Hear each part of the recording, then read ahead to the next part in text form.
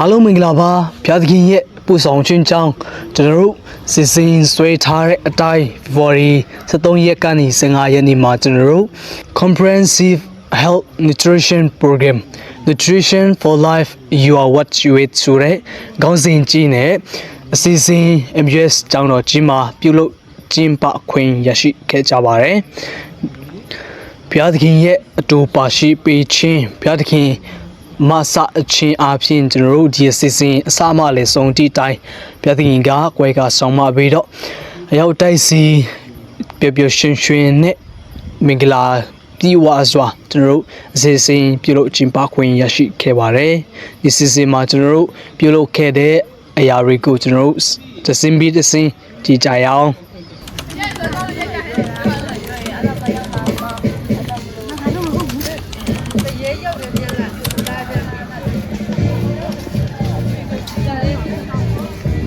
ကျွန်တော်တို့အခုချိန်မှာဘောလုံးကွင်းကိုကြည်တက်ကြမှာဖြစ်ပါတယ်။အမှပဲ worship လုပ်ပြီးတော့ကျွန်တော်တို့ချေရုပ်ပြအကောက်ကိုကောက်မှာဖြစ်တယ်။လေ့ကျင့်ခန်းကိုလည်းအမှပဲလုပ်သွားမှာဖြစ်ပါတယ်။ဘာအဝိုင်းမှာစုကြမယ်။တောင်းတများဆရာမများအားလုံးကျွန်တော်တို့ပြည့်တော်စေပါမှာလူစုတန်းစီကြမှာဖြစ်ပါတယ်။ Okay ကျွန်တော်တို့ဆရာမများအရှင်းဆုံးမှာနေရာယူမှာဖြစ်တယ်။ The Health Minor Department ကတောင်းတများပြီး Principal of Health တောင်းတများ now 1 2 3 4 5 or not အဲ့ဒီမျိုးပြီးကျွန်တော်တို့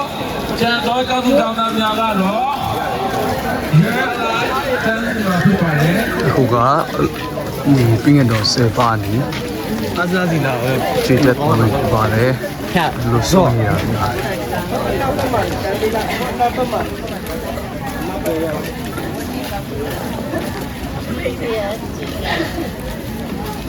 မဆောင်ပြီးသွားပြီဆိုရင်တော့ကျွန်တော်ညီညာနဲ့ marching လုပ်မှာပေါ့နော် marching ကတော့ကျွန်တော်တို့ဒီအဝိုင်းကနေပြီးတော့ border နောက်ပြီးတော့ကျွန်တော်တို့ရကြလေး border မင်းကြီး border ပဲပြန်ပတ်မယ်အဲ့ဒါပြီးကျွန်တော်ခြိတက်ပြီးတော့ gate ကိုခြိတက်မယ်ပြီးပြန်လာပြီးတော့မှကျွန်တော်တို့ဒီစင်ရှိရဲ့နောက်ဘက်ကိုကျွန်တော်တို့ဝင်မှာဖြစ်တယ်နော်ဆိုတော့အဲ့ဒီတိုင်းကျွန်တော်တို့သွားမှာဖြစ်ပါတယ်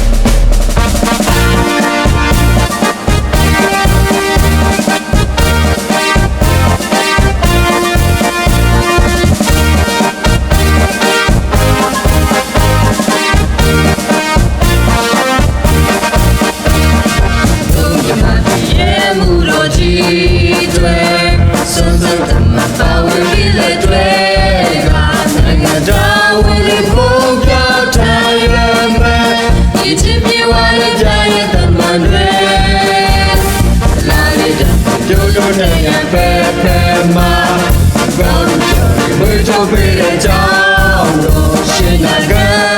ရည်ရသူရဲ့ကောင်းများ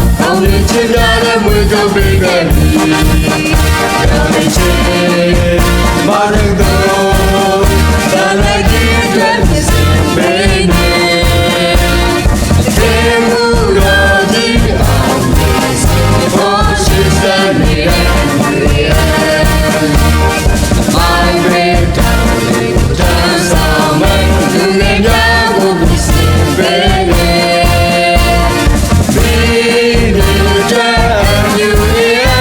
I'm so glad she's standing me.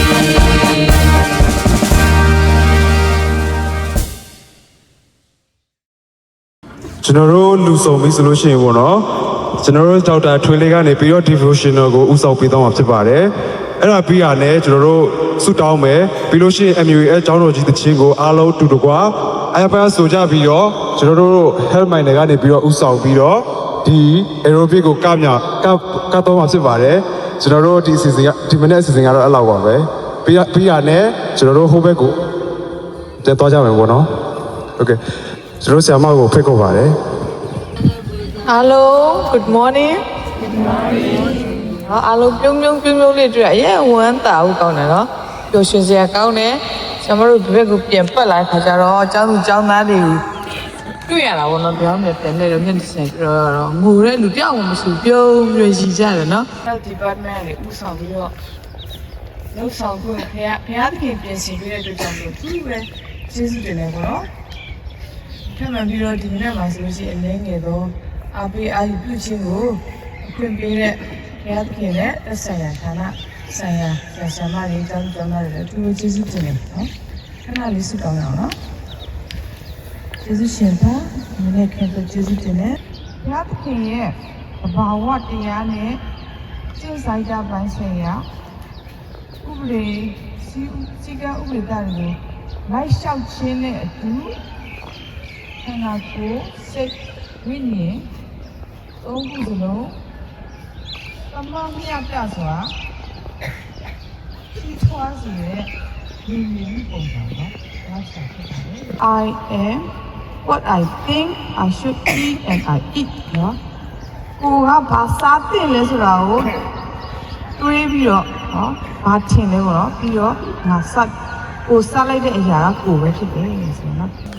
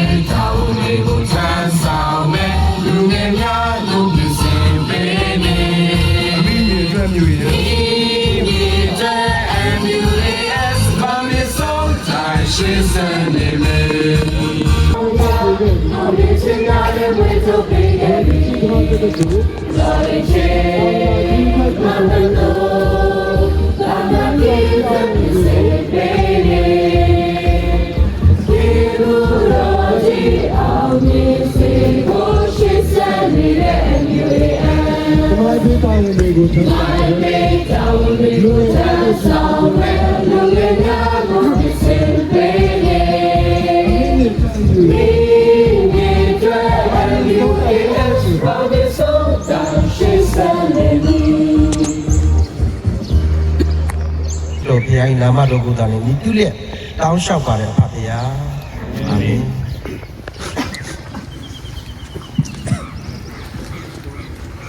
တော်ပြီတော့လေဇာတိခုံကြီးကိုကျေးဇူးများတင်ပါတယ်ကျွန်တော်တို့ခုချိန်မှာတော့ aerobic ကောင်းဖို့ချိန်လေးဖြစ်ပါတယ် elephant trunk arm wrap. 1, 2, 3, 4, 5, 6, 7, 8. Side change. 1, 2, 3, 4, 5, 6, 7, 8. Upper trunk rotation. 1, 2, 3, 4. Reverse. 5, 6, 7, and 8. Hip rotation. 1, 2, 3, 4, 5, 6, 7, 8. Reverse. 1, 2, 3, 4, 5, 6, 7, and 8. 1, 2, 3, 4, 5, 6, 7, 8. In. 1, 2, 3, 4, 5, 6, 7, 8. Flamingo. 1, 2, 3, 4, 5, 6, 7, 8.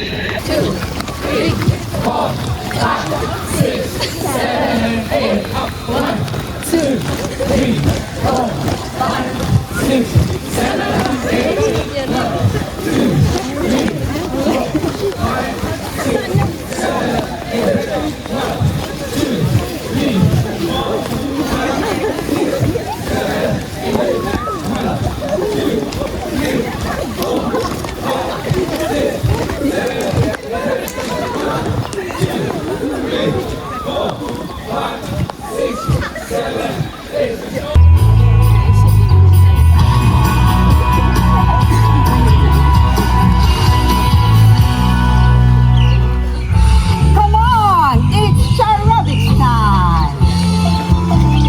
Marching in place.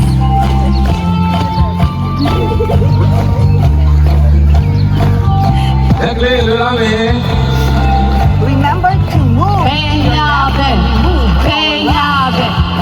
And when we go to our left, you move to your right.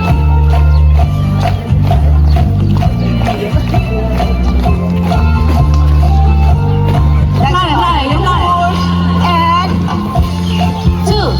3, 4. No man. 1, 2, 3, 4. No man. 2, 3, 4. 2, 3, 4. 1, 2, 3, 4. 2, 3, 4. 1, 2, 3. Big no man. 1, 2, 3, 4. Down 7. 2, 3. Set you better. Set you better. Get on it. 2 little man. 3, 4. Set you back. 1, 2,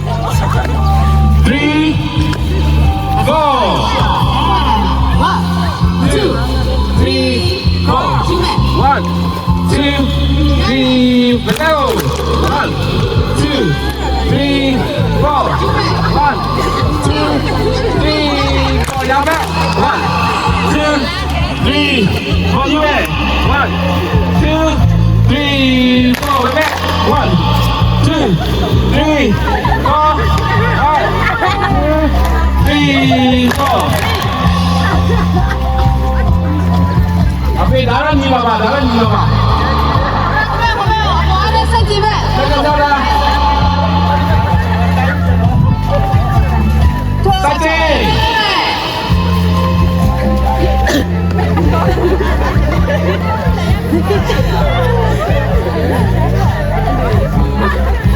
No man, ayo bayar kamu. well done. Penyape. Bad.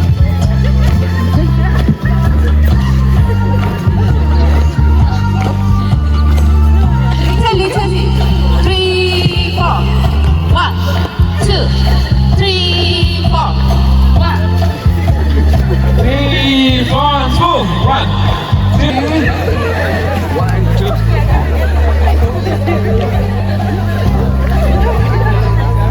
是个技能，是个技。你在那扣哪张牌了？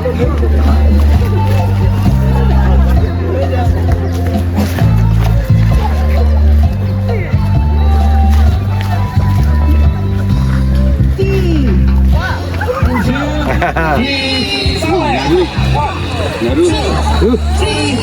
တော့ 3 4တိုင်းမယ် ပြီး 3 4 လေးချက်တော့တိုက်ရတယ်လေးချက်တော့တိုက်တယ်ညာလဲ 2 3 4 ဟုတ်တယ်နော်ပေါင်းတယ်နော်အဲ့ 1 3 4 ဟာလည်းလို့ပြောတယ်မစမှားတော့ ရှားလို့လာတာပဲပါတော့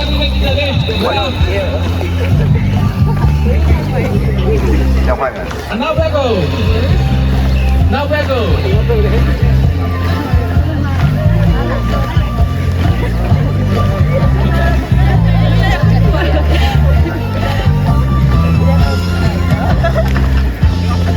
rest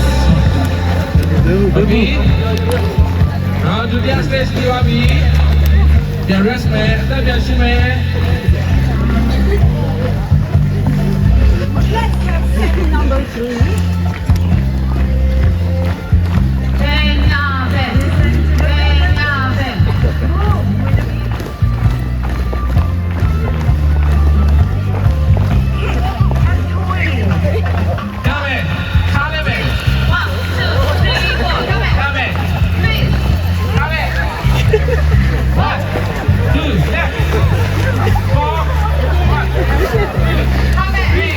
ဒါအမနာ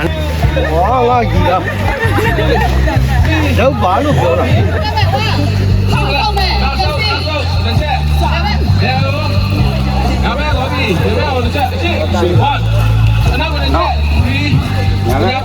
ကြောက်လို့လည်းမြောက်ပါ ညာဘက်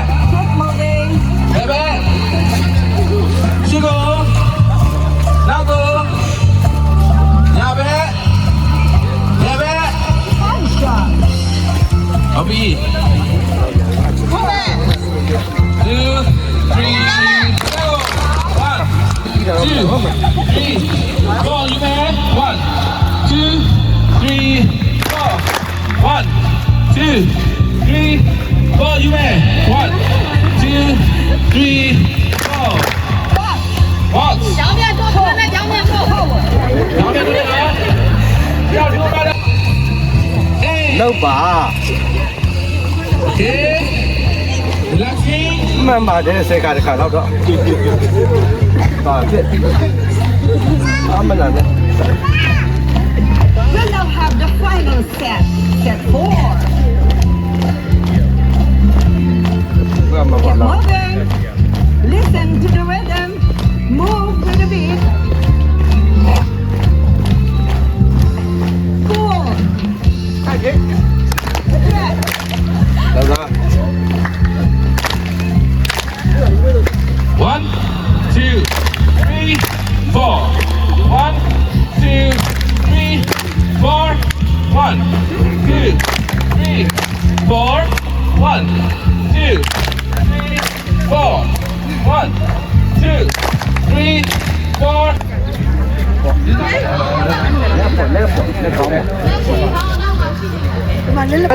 လက်ရိုင်းတာတော့မှန်ဟိုခြေတော့မှမလက်မှန်ဟာတက်လာလာလာခေကြီးတော့ပါရှင်တော့ရိုက်လက်ချက်လက်ချက်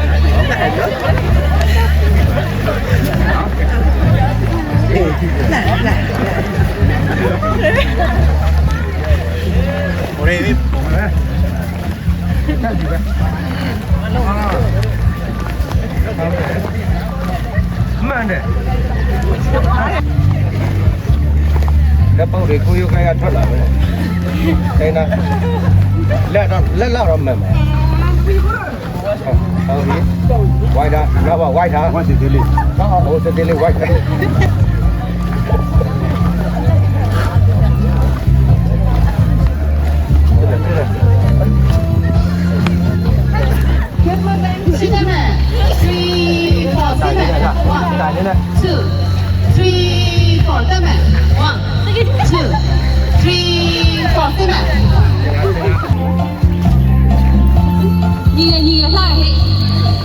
ရင်းတာပဲဒုံရင်းသလို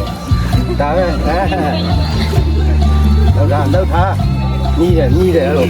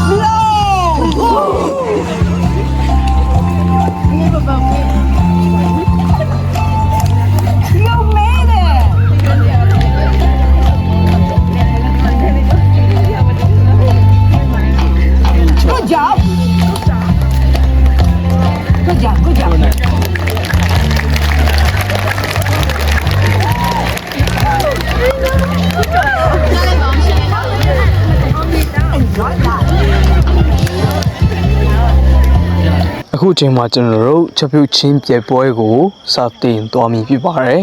ဒီချက်ပြုတ်ချင်းပြဲပွဲသူတို့ချက်နေစီမှာပဲ Health Education Board မှာကျန်းမာရေးပညာပေးခြင်းတွေပြုလုပ်သွားမည်ဖြစ်ပါတယ်ဒီချိန်တည်းမှာပဲဖျားချောင်းတဲမှာကျန်းမာရေးစစ်ဆေးခြင်းတွေပြုလုပ်သွားမည်ဖြစ်ပါတယ်အခုကျွန်တော်တို့ချက်ပြုတ်ချင်းပြပွဲကိုကြည့်ကြရအောင် တစ်ဖက်မှာပေါ့နော်ပါဝင်ရှင်ပြန်တဲ့အခါမှာဆိုရင်3ယောက်ပဲပါဝင်ရှင်ပြန်ခွင့်ရှိမှာဖြစ်ပါတယ်။နံပါတ်1တစ်ချက်ကကြတော့ကျမတို့ပါဝင်ပစ္စည်းတွေကြတော့ကျမရင်းနဲ့ညီညွတ်တဲ့ကဘာဝပစ္စည်းတွေကိုပဲအသုံးပြုရမှာဖြစ်တယ်။ကျမရင်းနဲ့ညီညွတ်တဲ့ကဘာဝပစ္စည်းတွေကိုပဲအသုံးပြုရမှာဖြစ်တယ်။နံပါတ်3တစ်ချက်ကြီးကြတော့ချက်ပြုတ်တဲ့အချိန်ပေါ့နော်ကျမတို့ချက်ပြုတ်တဲ့အချိန်ကတနာရီခွဲကြည့်ရပါတယ်ပေါ့နော်တနာရီခွဲမှာဆိုရင်ပြီးပြအောင်ချက်ပြုတ်ရမယ်ပြင်ဆင်မှုလည်းပြီးရမယ်ပေါ့နော်နံပါတ်4ကကြတော့တန့်ရှင်းမှုလို့ပြောတဲ့အခါမှာဆိုရင်ကိုယ်နေကိုထားပါမယ်ပြီးရင်အဝတ်အစားလက်သေးပြီးရင်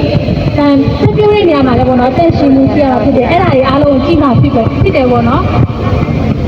ဒါကြောင့်ပြင်ဆင်ပေးဖို့ရလိုအပ်တယ်နံပါတ်5နေရာကြတော့အလားဆင်ခြင်းနဲ့တင်ဆက်ခြင်းပေါ့နော်နံပါတ်1ကြတော့ဟင်းရကိုတန့်ရှင်းစွာအလားဆင်ရမယ်ပေါ့နော်ကျမတို့ချက်ပြီးပြီးရမဟုတ်ဘဲနဲ့ဟင်းကိုလည်းအလားဆင်တက်ရမှာဖြစ်တယ်ပေါ့နော်အမှဆိုရင်အမှပြီးမှဖြစ်တယ်နောက်တစ်ချက်ကြတော့သဘာဝပစ္စည်းတွေနဲ့အလားဆင်သဘာဝပစ္စည်းတွေနဲ့ဒါပေါ့နော်အလားဆင်ခွင့်ရှိတယ်နောက်တစ်ခါကျတော့ဟင်းရအမီပါဝင်ပစ္စည်းနဲ့ကျမရဲ့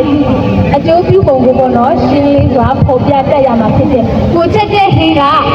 ဘယ်လိုအသုံးဝင်လဲကျမရဲ့အတွက်ဘယ်လိုအထောက်အကူပြုလဲဆိုတာကိုရှင်းပြတတ်ရမယ်ပေါ့နော်တိတိကျကျရှင်းပြနိုင်မှအမှန်ရမှာပဲဖြစ်တယ်နံပါတ်6တစ်ချက်နေရာကြတော့တားမြစ်ထားတဲ့နေရာတွေကကြတော့အစင်ပြီးခင်းခက်အမုံများပြီးရင်အချိုရည်ပေါ့နော်အချိုရည်30ပြီးကိုလည်းကျမတို့တားမြစ်ထားတာပဲဖြစ်တယ်နောက်ပြီးတော့တခြားပြန်ပွဲတွေကိုအနောက်ရှက်ပေးတာတွေပြီးကူညီပေးတာတွေကိုရှောင်ရမှာဖြစ်တယ်ပြီးရင်ပွဲစီစီသူချထားတဲ့ပစ္စည်းတွေကိုဒါအသုံးပြမယ်ကျမတို့ဒီမှာချထားတဲ့ပစ္စည်းတွေကိုပဲအသုံးပြမယ်ကျမတို့ပြထားတဲ့ဟင်းသီးတွေကိုပဲအသုံးပြရမယ်ပေါ့နော်တခြားယူလာတဲ့ဟာတွေသုံးဆွဲခွင့်မရှိဘူးတက်တက်ထားတဲ့နေရာအတွင်းမှာဆိုရင်ချက်ပြုတ်ရမှာဖြစ်တယ်နောက်ဆုံးတစ်ချက်ကကြတော့အမတ်ပေးစနစ်ပေါ့နော်တေချာလေးနောက်မှာအမတ်ပေးစနစ်မှာဆိုရင်ကျမတို့ချက်ပြုတ်အရသာအတွက်အမတ်ပေးတာကကြတော့15အမတ်ဖြစ်တယ်အရသာအတွက်15မှဖြစ်တယ်ပြီးရင်ကျန်းမာရေးအကျိုးပြုမှုအဆိုရင်လည်း15မှဖြစ်တယ်ပြီးတော့အာဟာရမြတ်တမှုက10မှအလားစင်မှုမှာ15မှပေါ့နော်ပြီးရင်တက်ရှင်မှုက10မှတင်ဆက်မှုအဆိုရင်20အခြေတိတက်မှုက15မှပဲဖြစ်တယ်ပေါ့နော်ဒီမီစီကဲတွေကိုအားလုံးနားလည်လို့ထင်ပါတယ်ဟုတ်ပြီကျွန်တော်တို့အခုချိန်မှာဆိုလို့ကျွန်တော်တို့ဒီမှာလာပြီးတော့ cooking competition တော့ပေါ့နော်လာရောက်ပြီးတော့ချက်ပြုတ်မဲ့ချက်တွေကိုအရင်ဆုံးမိတ်ဆက်ပေးခင်ကျွန်တော်တို့ဒီအစီအစဉ်မှာဆိုရင် judge အနေနဲ့ပါဝင်သွားမဲ့ဆရာဆရာမ9ဦးကိုလည်းကျွန်တော်အနေနဲ့ကြေညာပေးရှင်းပါတယ်ပထမဆုံးတရားအနေနဲ့ကတော့ဆရာမဒေါက်တာဆွေလေးပဲဖြစ်ပါတယ်ဆရာမကနေပြီးတော့တန့်ရှင်းမှုနဲ့ပတ်သက်ပြီးတော့judge လုပ်သွားမှာဖြစ်ပါတယ်အဲဒီတန့်ရှင်းမှုအမှတ်ကတော့10မှတ်ဖြစ်ပါတယ်နောက်တစ်ခုအနေနဲ့ကတော့ဆရာမတော်မြတ်မိုးကြီးပဲဖြစ်ပါတယ်ဆရာမတော်မြတ်မိုးကြီးကကျတော့အချိန်တိကျမှုရဲ့နှင်းပွဲအလားစီမှုရဲ့ကိုနှစ်ခုကိုjust လုပ်သွားမှာဖြစ်ပါတယ်အချိန်တိကျမှုမှာဆိုရင်15မှတ်အလားစီမှုမှာဆိုရင်15မှတ်ဆိုပြီးတော့ပြီးတော့ဖြစ်ပါတယ်နောက်ထပ်တစ်ဦးအနေနဲ့ကတော့ဆရာမဒေါက်တာထွေးလေးပဲဖြစ်ပါတယ်ဆရာမဒေါက်တာထွေးလေးကတော့အာဟာရမြတ်တာမှုနဲ့ပတ်သက်ပြီးတော့အမှတ်ပေးတော့မှာဖြစ်ပါတယ်အာဟာရမြတ်တာမှုအတွက်ကတော့15မှတ်ပဲဖြစ်ပါတယ်ပြီးတော့ဆရာမထွေးဒီလိုမျိုးဖြစ်ပါတယ်အရှိကောကဆိုရလို့လည်းခင်ဗျာဖြစ်ပါတယ်ဖက်ဆန်တောင်းဖြစ်ပါတယ်နာမည်ကတော့ဖွင့်ဖြစ်ပါတယ်အရှိကောကြောင်းဖြစ်ပါတယ်ကျွန်တော်နာမည်ကတော့မြင့်လို့ဆိုဖြစ်ပါတယ် plus 1အမှလေးပဲလာရှိတယ်လားဖြစ်ပါတယ်မနာမည်ကတော့အင်ချမိုးဖြစ်ပါတယ် plus 1ကနေလာရောက်ရှိတယ်အားလုံးပဲနေရပါကျွန်တော်တန်စီမိုးဖြစ်ပါတယ် plus 1ကနေပြီးတော့လာရောက်ပေါင်းပြီးတော့ဖြစ်ပါတယ်မနာမည်ကတော့ခိုင်မိုးဖြစ်ပါတယ် plus 1ကဖြစ်ပါတယ်မနာမည်ကတော့ခိုင်မိုးဖြစ်ပါတယ် plus 1ကဖြစ်ပါတယ်မနာမည်ကတော့မနူဖြစ်ပါတယ် plus 1တောင်းဖြစ်ပါတယ် အားလုံးမင်္ဂလာပါကျွန်တော်ကတော့ second year ကိုလာလူရှင်နေတော့ပဲကျောင်းသားတွေပဲဖြစ်ပါတယ်ကျွန်တော်ဆောက်လူတူရှိပါတယ်အားလုံးဆောက်တော်လို့ပြရတယ်ကျွန်တော်နာမည်ကတော့ဆောက်တက်ကြလို့ပြပါတယ်အားလုံးကျေးဇူးတင်ပါတယ်ကျွန်တော်ကတတိယနေ့ကျောင်းသားကိုစားပြီးပြန်ဖြစ်တော့မယ်ပြောတယ်ကျွန်မနာမည်ကတော့ကျင်းနေလို့ဖြစ်ပါတယ်တက်ကျဲတန်းလို့ဖြစ်ပါတယ်ကျွန်တော်နာမည်ကတော့ဆောက်တက်ကြဖြစ်ပါတယ်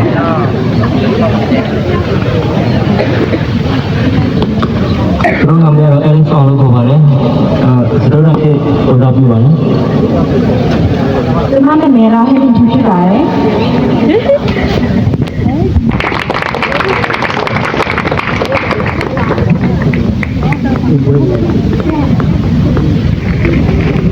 နိုင်တဲ့လူလားလူလိုက်တဲ့ဖြစ်ကိုလာရမှာဖြစ်တယ်နော်ကိုယ်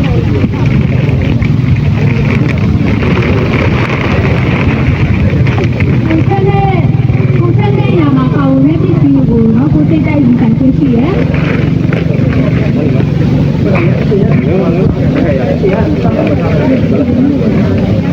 နော်တို့ချင်းတိုင်းတွင်တို့ချင်းတိုင်းတွင်မှာတို့ချင်းလုံးလုံးနဲ့ဒီလာတာရှိကျမကြီးအင်းကြီးတဲ့သာပါရေးဒီလိုပဲလို့တို့ရရှိအောင်လည်းရှိတော့တယ်အဲ့ဒီမှာဘယ်သူကနေပြီးတော့အကောင်းဆုံးရှိတော့နိုင်လဲဆိုတာလည်းတို့ကြည့်အောင်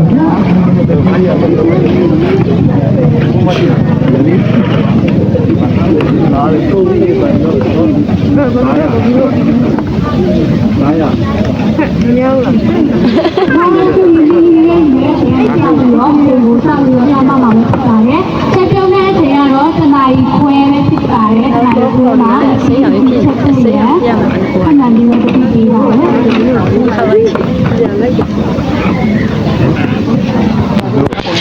ရှိရချင်းပါလေအဲ့ဒါကိုထားရတယ်ပြီးထားတယ်ဒါတစ်ဖက်ရမယ်ဆိုတော့ side dish နော်ကျွန်တော်တို့တစ်မျိုးချက်မယ်ပြီးရင်ကျွန်တော်တို့ dessert ပေါ့နော်အချူပွဲလေးတွေကိုကျွန်တော်တို့ကြော်ပြင်စီချက်ပြုတ်လာမှာဖြစ်တယ်ပေါ့နော်တစ်ခွက်ကိုအဓိကဟင်းတစ်မျိုးရဲ့ side dish တစ်မျိုးလေးရဲ့ပြီးရင်ကျွန်တော်တို့အချူပွဲတစ်ပွဲကိုပြင်ဆင်ဖို့ဖြစ်ပါတယ်ပြင်ဆင်ကြပြီဖြစ်ပါတယ်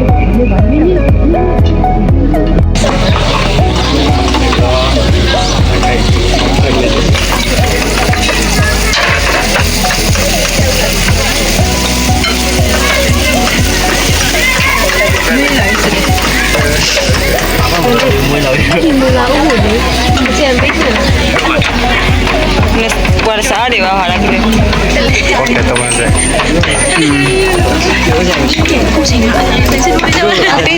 ချိန်ရမရှိဘူးမြူလက်လေညာစကီလေးရိုက်ကောင်းတယ်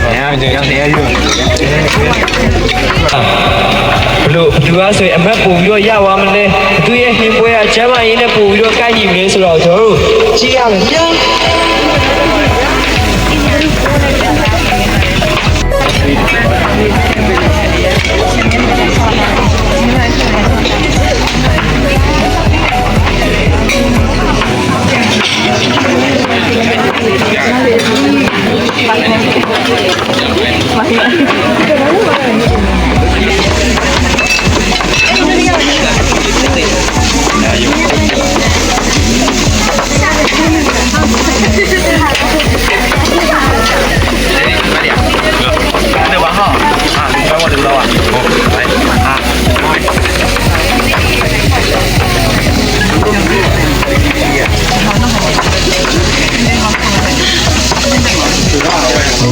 ကျွန်တော်တို့ထုတ်လို့ရှိရင်လည်းဘယ်မှာဆိုရင်တော့တဖြည်းဖြည်းနဲ့20လောက်ဆိုရင်ကုန်ဆုံးလာပြီဖြစ်ပါတယ်ဒီနေ့ကျွန်တော်ဒီချာလေးချက်ပြုတ်ပြင်ဆင်ကြပါဒီနေ့တော့ကြားချင်ပါတယ်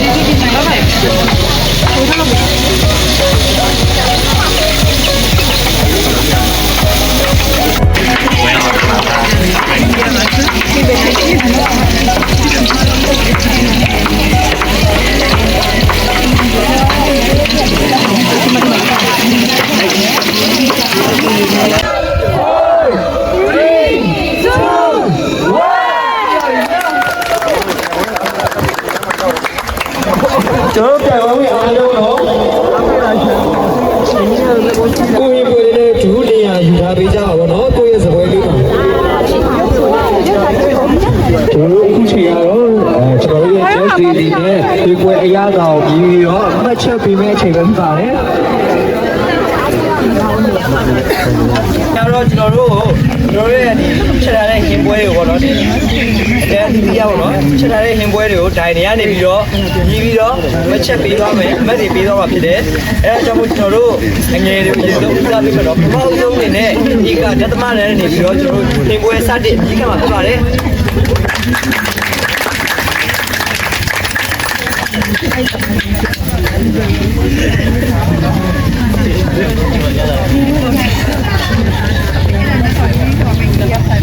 ဒီမှာဒါလည်းပါလေဟမ်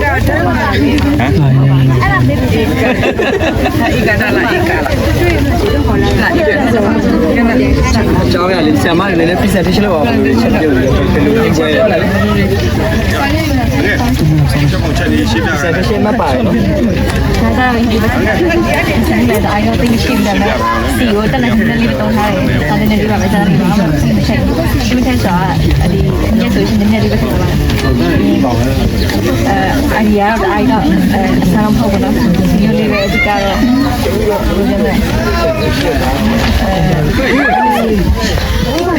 စာဖို့တက်ဖို့ပဲနဲ့အသက်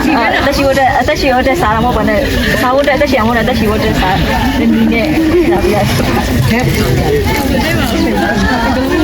မြရမှာဒီဘာနဲ့မြရဘာနဲ့မြရမှာ မပင်ရတော့ဇိုးပဲ ဒါရေးမြရပါဘောဒါလည်းမြရမှာ မချက်လေးကပေးပေးနော်ဟမ်ရမြရမလို့လဲဆရာမဒီဟင်းနဲ့ပွဲပဲအဲ့ဒါမြရအဲ့ရှုပ်တယ်လူကိုင်လို့ရတယ်ဆိုတော့ဆက်ရရတာဒီရတာပါအန်ဒီရအာဟာရကျွန်တော်ဘာရတာလေရတာဆိုဆက်ချက်လာဟုတ်တယ်နားလာလဲဆိုတာပဲကြည့်မယ်နေဒီမဲ့လာလဲဆိုတာပဲကြည့်မှာဆက်တော်လာတကယ်ပြင်ထားတယ်တော့အရသာတော့ဘယ်လိုနေကြလဲဟုတ်တယ်ဖိုင်တယ်ဘယ်နဲ့လဲဒီမှာလဲဆိုတော့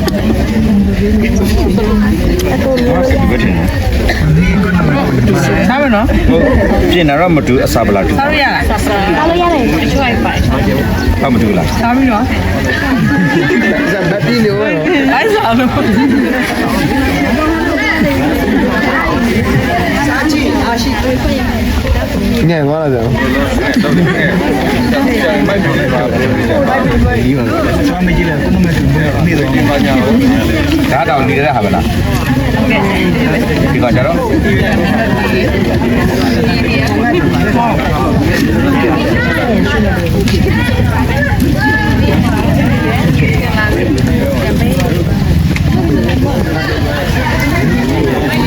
ခါရဒီ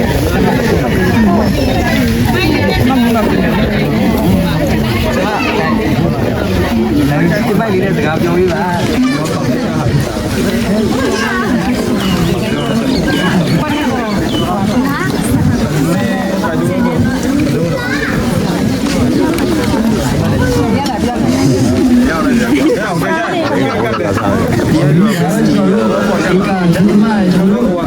ဒီပွဲမှာဆိုတော့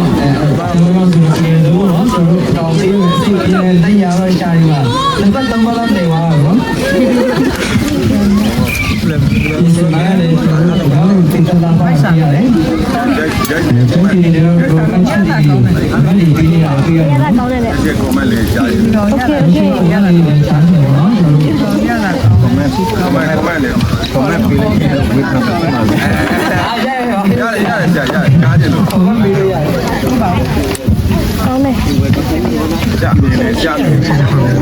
ဒီကောင်ချက်တကအားလုံးကိုတက်ခါတဲ့ထဲရလားဘယ်ကအရင်ထဲလဲ ကျတူနေနဲ့ကျတူနေနဲ့ ဟုတ်ပြီနော် ပြီးတော့အဲ့ဒီရုပ်ကဟိုနည်းနည်းတော့ထက်တယ်ပြီးတော့ထက်တယ်ပြီးတော့ခါလည်းမဆက် ပြချင်တာဝင်လိုက်တယ်ထက်လိုက်တယ်အဲ့လိုမျိုးလားတချို့ဆိုလို့ရှိရင်အကလုံးထက်လိုက်တယ်ချက်ချင်းဘယ်လောက်ကြာလဲ ချက်ချင်းက7မိနစ်20လောက်ဆိုတော့ နှကလုံး7မိနစ်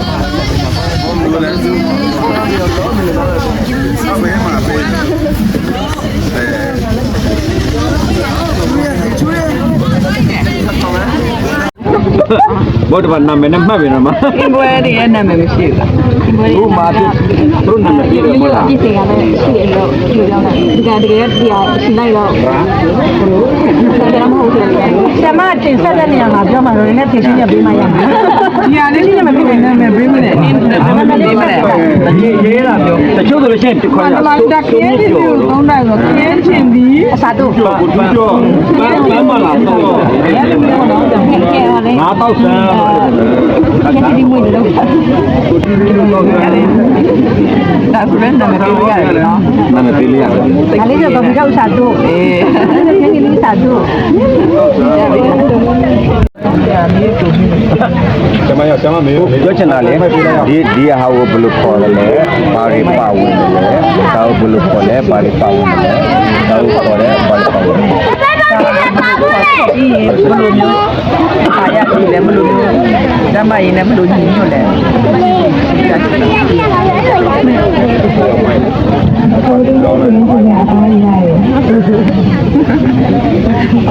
ဘာတွေပါလဲ အဲ့ဒါရမြည်တဲ့ရဲ့ကျင်းချင်ပြီးအပါဒီတန်းဟုတ်ပြီ ဒါမျိုးရှိ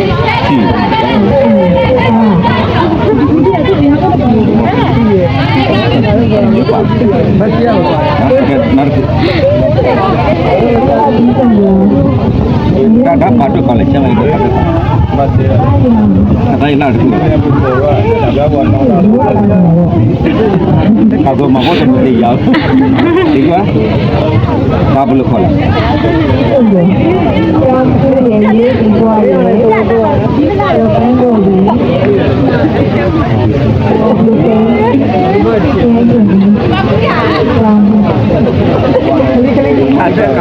Bắt được xì bà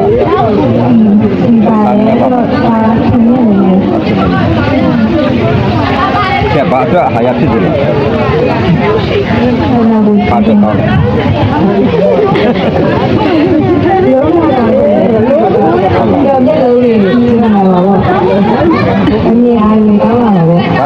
Bà cho kia là gì Bà lúc kia là gì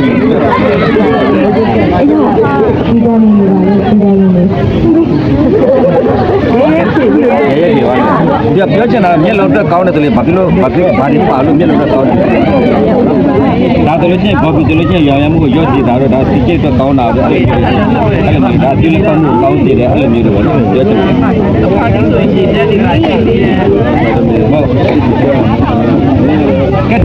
kalau kau di bawah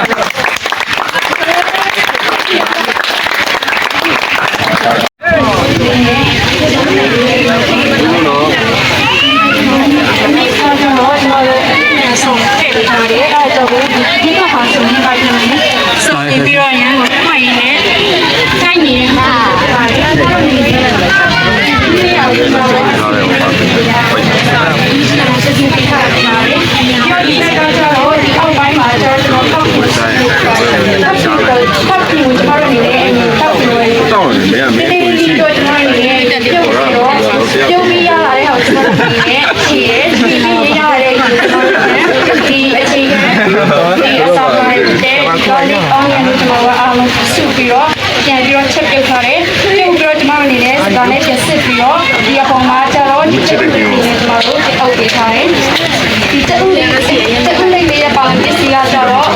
Ghiền Mì Gõ để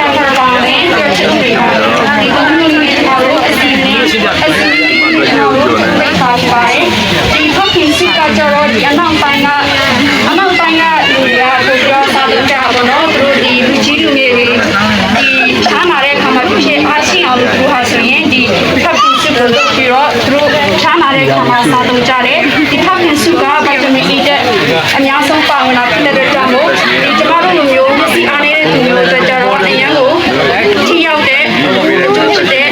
ဖြစ်ပါတယ်ပြီးတော့ကျွန်တော်တို့ site dish အနေနဲ့ကကျတော့ဒီထုတ်စုလေးဖြစ်ပါတယ်ဒါဆိုရင်တော့အစီမပါလာဘူးအစီမပါဘဲကျွန်တော်တို့ကဆိုရင်ဒီထုတ်စုမှာကျွန်တော်ပေါင်းပစ္စည်းကကျတော့အခြေခံအစားပလာဖြစ်တဲ့ဒီ onion garlic တို့အကုန်ပါဝင်ထားတယ်ပြီးတော့ဒီစုလေးကိုတောက်လိုက်ခြင်းအပြင်ဒီလိုအပ်တဲ့ protein တွေရမယ်ပေါ့နော်ဘာလို့လဲဆိုတော့ဒီ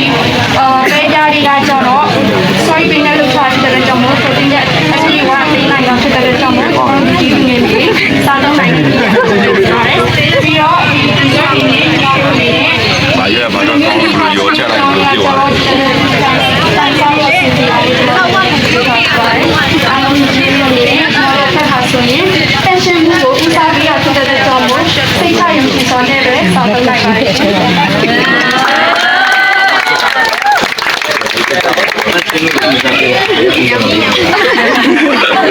ဒီပဲနော်အမောင်တော့လည်းမယူပါဘူးမမတော့ရအောင်အရင်ဆက်ဆိုင်တဲမိုင်ရအောင်ယူလို့ရအောင်ဆိုင်ရအောင်လေးပြီးတော့ပြန်အောင်အရင်တည်းတော့ကြောက်ရင်ငားလိုက်တော့သူကလည်းသူ့နဲ့ဝေးတယ်ဒီမှာပေါ့ဆက်ဆက်ပြန်ဆိုင်တော့ဟုတ်ပါဘူးno solo era la panela son la panela soska dan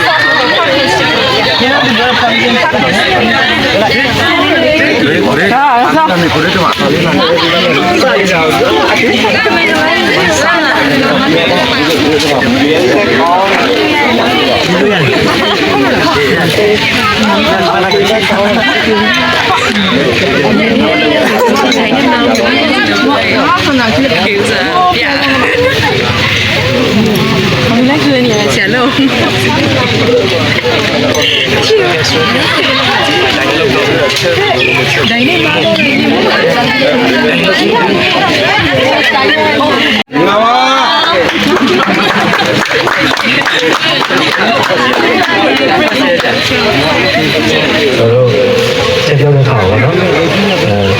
အလုံးစုံအသိဉာဏ်ကိုလည်းသိချင်ပါတော့အကောင်ရတော့ဒီကောင်တွေဒါကြောင့်လည်းကျွန်တော်တို့အများကြီးသိချင်ပါတယ်ဒီတော်စားဒီမီရိုဘုမာဒီဘာတွေစိတ်ကောင်းရှေ့ဖြစ်စီမဲ့ရတယ်ကျွန်တော်တို့ဖြစ်စီလို့ကျွန်တော်တောက်ပြီးတော့ဒီစားလေးမတ်တွေရောဒီစားလေးပြင်နေတယ်အစားတော့မခိုင်းပါနဲ့လက်ကိုစီးတယ်ဒီလိုမှလည်းဒီရှိတဲ့ဒီကိုချောင်းထုတ်ပြီးတော့ဒီစားလေးဆိုတော့ဟုတ်ကဲ့ပါနော်ဒီအာဟာရပိုင်းမှာပြောမယ်ဆိုလို့ရှိရင်ကျမရေးတဲ့ညီမျိုးကိုတွေ့ကြတော့စီကိုပေါ့နော်စီကိုတက်နိုင်ဆုံးတုံးနေဆိုရင်တစ်စက်နေအကောင့်လေးပါယူတော့ပဲတုံးပါလေကျမရေးတဲ့ညီကိုတော့စီများလို့ရှိရင်ရောမြေတော့ကျမရေးတဲ့ရောတဲတို့အဲ့လိုအစပါရှိပါနော်တို့ဒီဟင်ဝဲမှာဒီပထမဆုံးဟင်ဝဲကတော့ကျင်းတေချာပေါင်းစံလို့ခေါ်ရအောင်နော်အရင်ဆုံးနေတဲ့ဒီဝဲမှာပေရပါတယ်ကျင်းပါတယ်ကျင်းကကျွန်တော်စေတိုင်းတိုင်းတောင်းလိုက်စေတိုင်းရုံးမှုတွေပဲနဲ့တော့ကဲဦးနဲ့အရင်ဟဲ့ဘောနော်ကောက်ဆွဲလို့မျိုးအစောလေးဖြစ်ကြတော့အမြင်လေးဖြစ်အောင်အရင်ပြန်ပြီးပါအတီးရွေးစုံနဲ့ချက်ထားတယ်ကြောင့်ဒီမှာဆိုလို့ရှိရင်ပေပြားပါမယ်ကျင်းပါမယ်ပြုံကြီးပါမယ်ရင်းချီပါမယ်အတီးနဲ့ရိုင်းတယ်ပေါ့နော်ဒါကြောင့်မို့ကျွန်တော်ဒီပြုံးကပေါင်းလိုက်တာပါကျမရေးညိုရုံးတဲ့ပြောတော့အားလည်းပြန်ပြီးသိနေတာရောဒီလူရဒီဝဲနေကြတော့စက်ကမင်းကြီးစီတော့အစိမ်းတော့နော်အစိမ်းတော့တော့စားပါရအောင်တော့စားရဲဒီနေ့ကနေဖက်တဲ့အချိုရပါတယ်ပဲတော့ရောစီပြီး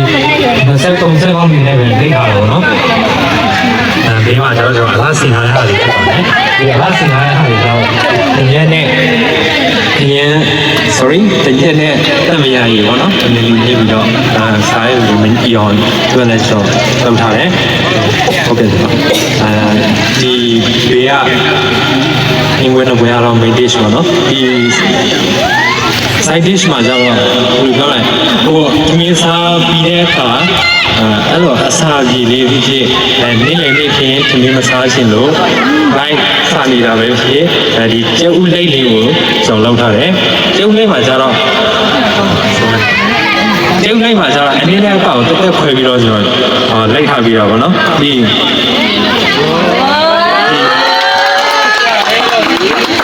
ဒီကျုပ်လိမ့်မှာတော့ကျုပ်လိမ့်မှာကျတော့ကျုပ်ရဲ့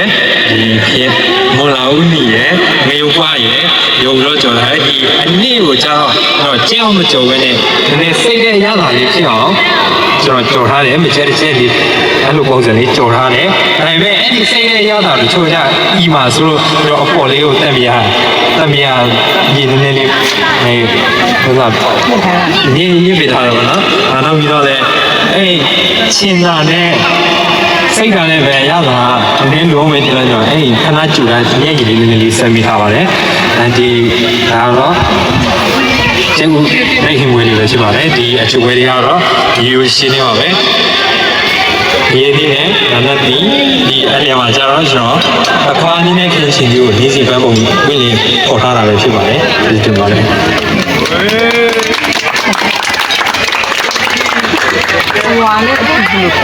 အနေနဲ့ကာကြီးခွဲလိုက်ရစပါဒီမှာဘယ်လိုခွဲဆိုတော့ကျင်းကိုကျင်းကိုနည်းနည်းဟောလာဖောက်လိုက်တယ်မထဲဘူးအကာနဲ့တလို့ဒီလိုချက်ကာနဲ့လိုက်တော့ခွဲလိုက်တာအဲ့ဟိုမှနည်းနည်းလေးခွဲပြီးတော့မှဒီအကာရင်ကြုံပြီးတော့မှအနည်းအပြင်ကတက်ကြုံလာတာ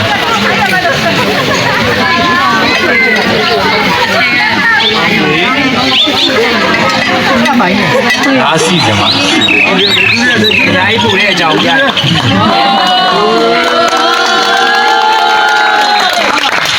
ဒါကျုပ်စမှာကျုပ်ကိုဘိုးနဲ့လိုက်ထားပြီးတော့ဒါနဲ့ပြန်ပြီးတာအချောင်းလိုက်ရှင်ဒီလိုတွေကဖိုင်ကြည့်နေဘာလာတာဘိုးကြက်ဒီကဲပြီဒီလေးပွဲမှာဘယ်အောင်အရင်ဆက်ဆိုင်ကျမလေးညီညွတ်မထင်ဘူးဒီဒီတောက်စံလေးကိုစားမယ်ဆိုလို့ရှိရင်ကျမလေးကိုညီညွတ်မထင်ဘူးစီမဒီလိုခွေးနေတာမပြောပြနေဘူးဘာလို့ကြောက်အောင်ကြာပြီကဲလည်းကိုဒီလိုပဲနိုင်တယ်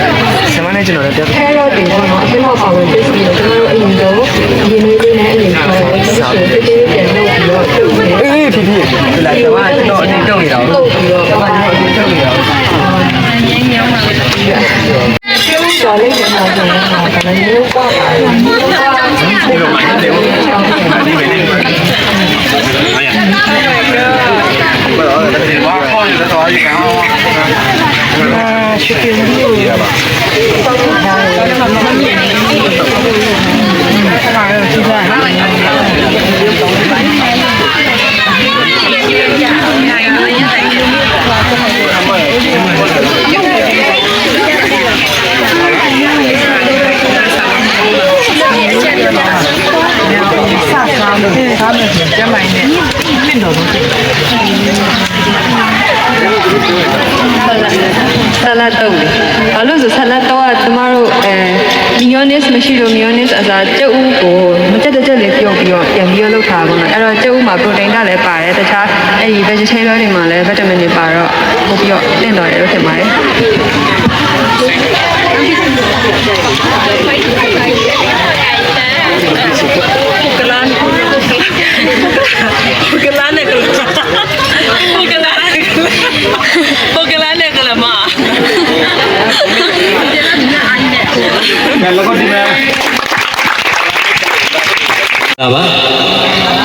ပထမဆုံးအနေနဲ့ကျေးဇူးတင်ပါတယ်ကျွန်တော်တို့ချက်ထားတဲ့ဟင်းလေးတွေရဲ့နာမည်ကိုပြပြချင်ပါတယ်ပထမဆုံးအလယ်မှာရှိတာဆိုရင်တော့ပေပြားချိုချင်းဟင်းပဲဖြစ်ပါတယ်နောက်တစ်ခုကတော့ကြက်ဥအစာလိုက်ပဲဖြစ်ပါတယ်အစာလိုက်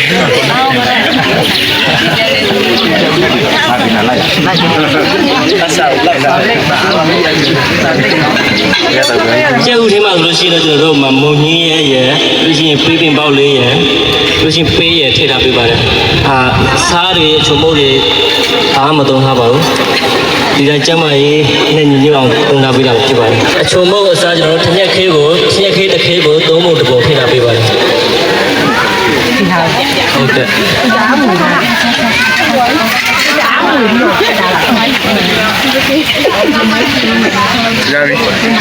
天地要不要生气？哦呀，冷了要把天地生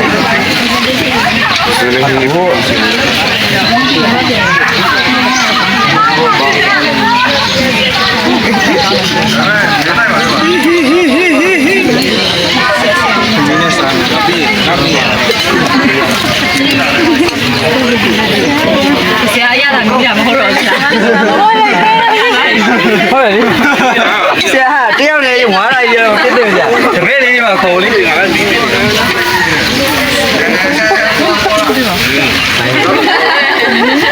是啊，这样的没玩的那个。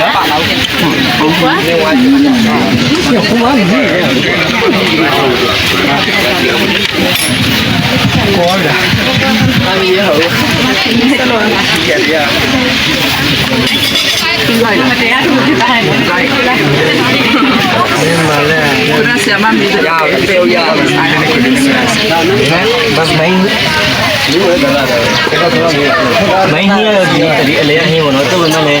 về heo vậy sao ra của nó chăm mà yêu ra bị sao vậy? Cái con gì chứ này tên này.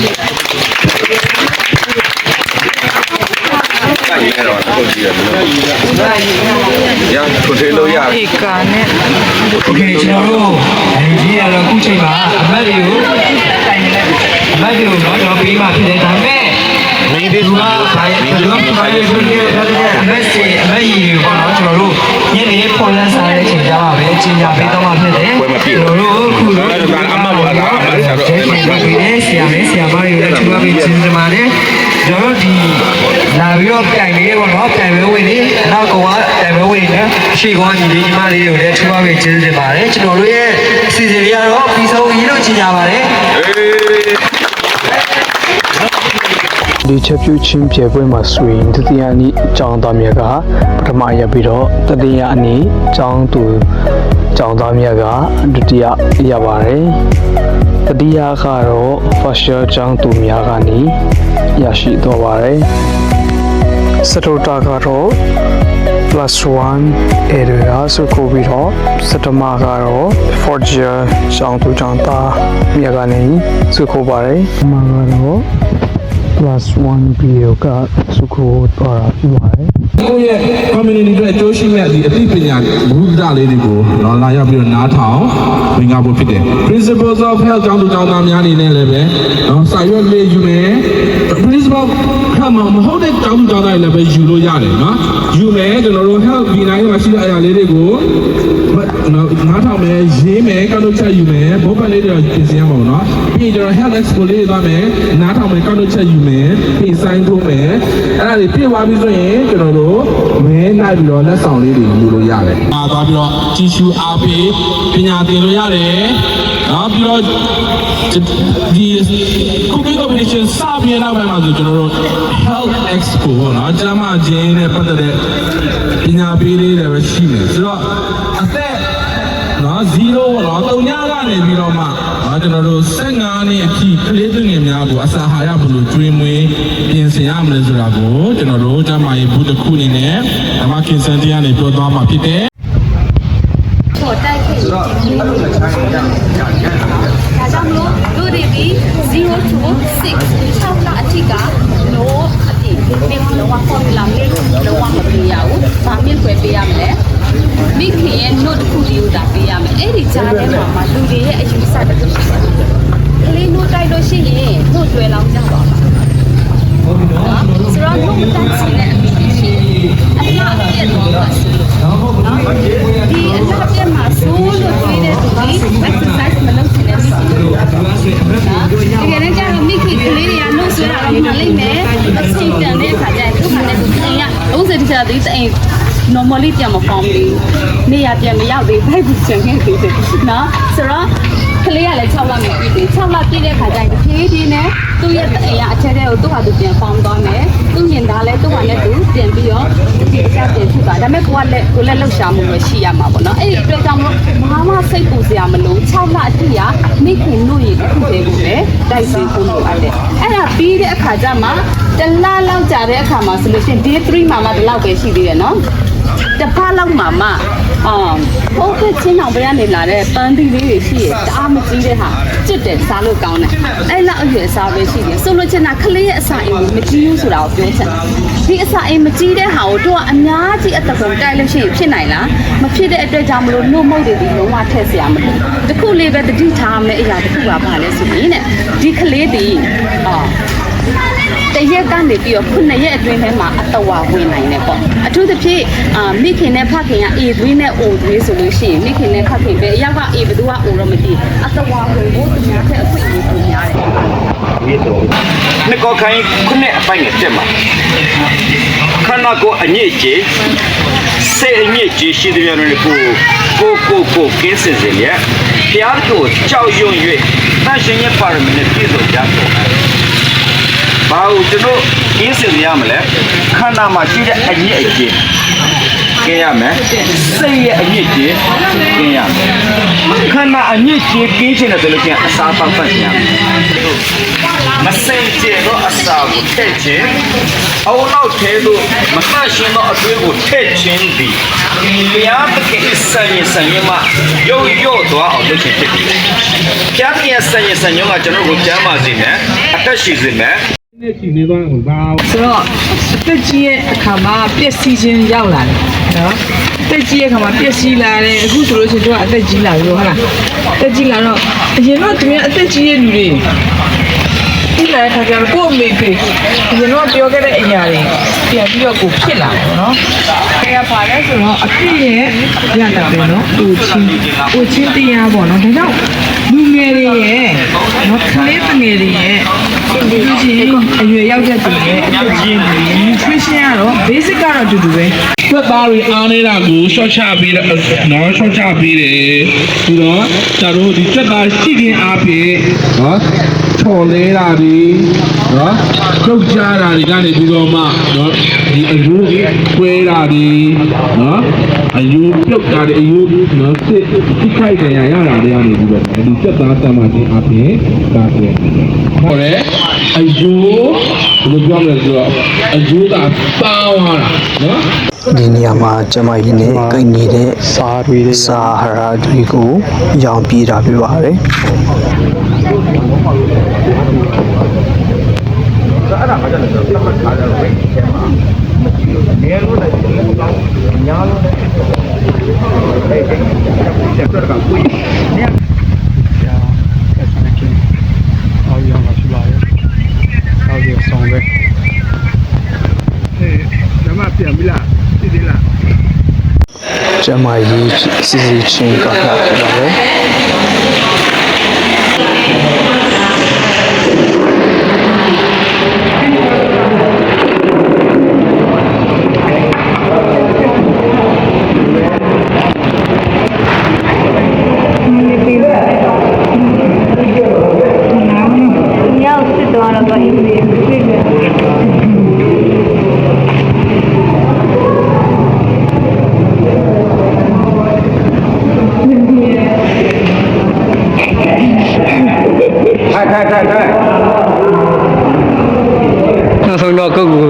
ဖြစ်ကုန်ပြီ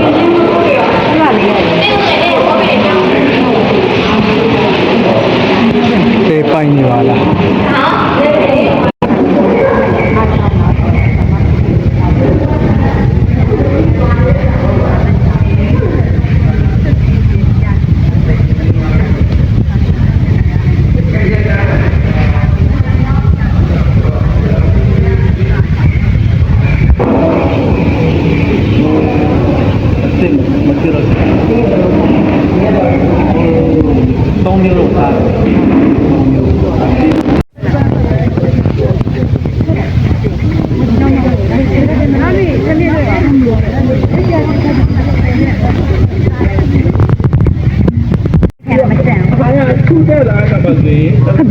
ဟုတ်ကဲ့ကြာโอเคမဲရမဲခေါ်ပါကြတယ် နောက်တစ်ခုဆိုပြရမှာဆိုကြည့်ရောဒီမှာဆိုအဲ့ဒီရဲတရက်တော့မဲခေါ်မှာပြပါမယ်မဲနိုင်ပါပြပါမပေါ့ဘူးဒီကပြရတော့ဒါပြနေတယ်ပြနေတယ်အာကြီးဒီကနေရတယ်နဲ့တော့ဒီနတ်ပေါ့နော်ဒါဒီလိုက်မပေါ့ဘူးပုံမာဒီပုံမာ ကဲမာဟိုရတယ်ကိုတိတ်တန်ပဲ မကပီးပြရရအရာလေးတွေနော်ပြီးတော့အဲ့ဒီမမမရှိတာရေးနေကတော့စားတာနော်ဒီဒီanti oxidant တွေကနေဒီຢာတွေကအုံနောက်အတွက်ကောင်းတယ်နော်နောက်ဆုံးတော့ဒီရေးကိုတက်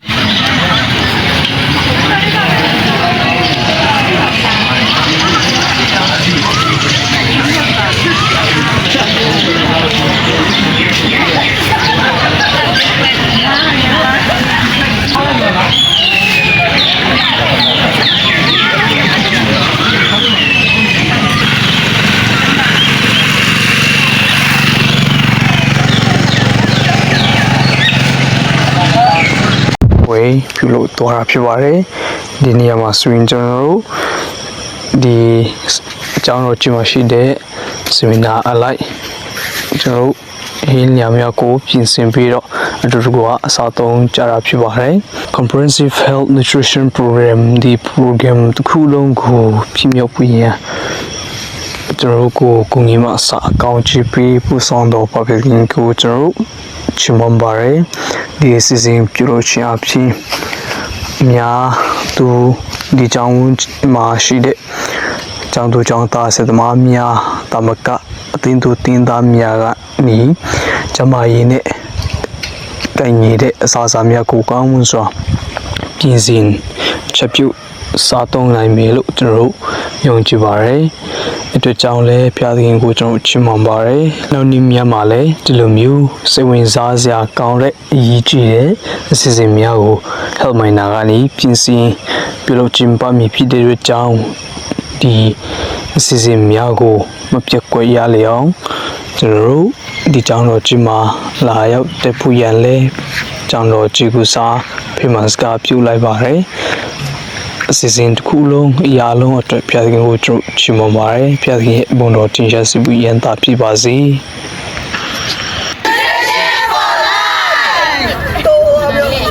ကဲမနေ့ပိုင်းလို့စရီလိုပြီးဆိုတော့ဒီမင်းစားချင်းဖြစ်ပါတယ်စားဆင်းရပါဟုတ်ကဲ့မတရားတော့မမီပြီးတော့နင်းတယ်လို့ရှင်လားဒီကဟင်းယူသွားတယ်လားတိုင်းအေးချမေမကြည့်တော့ဘူးလားမဟုတ်ပါဘူးဒီကြာကြီးလည်းမကောင်းဘူးကြည့်တာလာ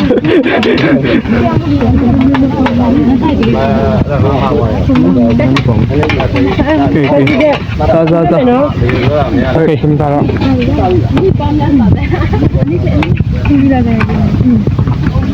ထထလေးရှူရှူလေးဟုတ်ပြီ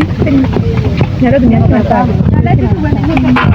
အေးဆွဲကိုဆွေးမီချူလေးဒီမနာမချာကဒီမာလေးဘာနဲ့လုံးချင်နေဟိုမှာလည်းများလို့နေမင်းပေးရမလား မစပါစားဓပုံမဟုတ်ဗီဒီယိုအေးလာလေးစားလေးစားတာ